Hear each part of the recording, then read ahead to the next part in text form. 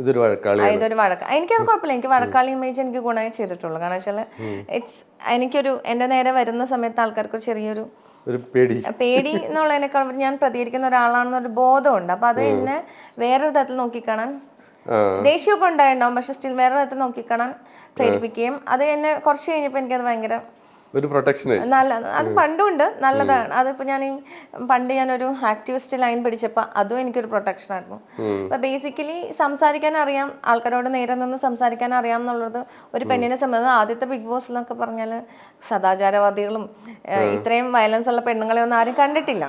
അപ്പൊ എന്നെപ്പോലെ ഒരു പെണ്ണ് വരുന്ന സമയത്ത് ആൾക്കാർക്ക് ഞെട്ടലാണ്, കാരണം ഇങ്ങനെയൊക്കെ പെണ്ണുങ്ങളുണ്ടോ, ഇത്ര ഓപ്പൺ ആയിട്ട് സംസാരിക്കുമെന്നൊക്കെ. അപ്പൊ എന്നെ സംബന്ധിച്ച് ഞാൻ അവിടെ എൻ്റെ വീക്ക്നെസ്സും കാണിച്ചിട്ടുണ്ട്, സ്ട്രെങ്ത്തും കാണിച്ചിട്ടുണ്ട്. എൻ്റെ ഭയങ്കര ക്യൂട്ടായ വശമൊന്നും അവർ ഇട്ടിട്ടില്ല, അതും കാണിച്ചിട്ടുണ്ട്.